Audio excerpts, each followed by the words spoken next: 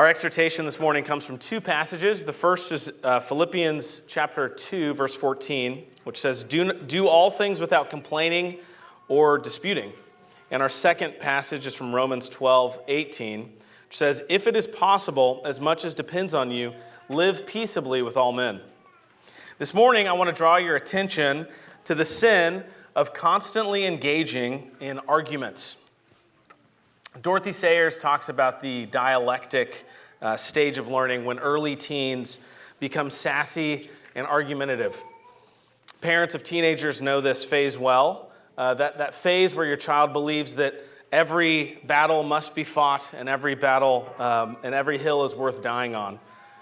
Probably one of the reasons, by the way, that in Plato's Republic, Socrates argues that men shouldn't be taught logic until they're 30.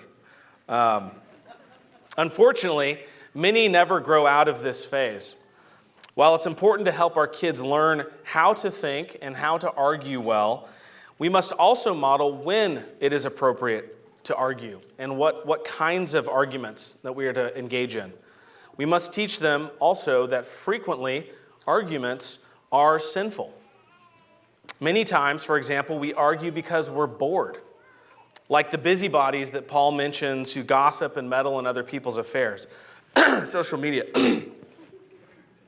Proverbs said, he who passes by and meddles in a quarrel not his own is like one who takes a dog by the ears. Not a terribly wise idea. Bored people tend to bicker all the time. So go find something interesting and something valuable to do instead of picking fights with your siblings or with strangers on the internet. So sometimes we argue because we're bored. We also argue because we are rebellious fools. Proverbs 18:6 says, a fool's lips walk into a fight. I like that image of your lips walking into a fight. A fool's lips walk into a fight, and his mouth invites a beating. And Proverbs 23 says, it is honorable for a man to stop striving, since any fool can start a quarrel. In other words, don't fool yourself into thinking that you are smart, that you're arguing because you're smart. An idiot, any idiot, can start a fight. It takes an honorable man to shut down an argument. So we argue because we're bored or because we're fools, but frequently our argument is really just a way of complaining. We don't like what our parent or boss or government has told us to do, so instead of obeying cheerfully, we argue and dispute the merit of the command. Wouldn't it be better if I took the trash out tomorrow? Those kinds of things.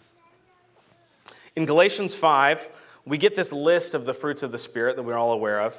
But there's another list in Galatians 5, and it's the fruits, it's the works of the flesh.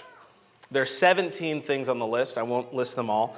But there are 4 that are types of arguments. So 4 of the 17 in the list of the works of the flesh are something about arguments. Here they are: hatred, contentions, outbursts of wrath, and dissensions. So 4 different kinds of ways of arguing, or that you could argue that arguments are in that list. However, the glorious thing is that the list of the fruits of the Spirit, that every single one of those fruits shuts down a sinful argument. Think about it.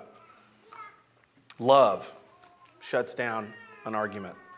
Joy shuts down an argument. Peace, long-suffering, kindness, goodness, faithfulness, gentleness, and self-control.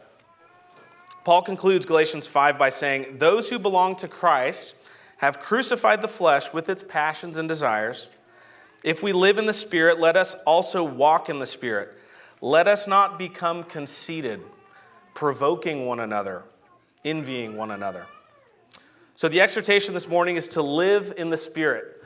Live peaceably with all men, especially those within our homes and within our churches, without complaining and without disputing.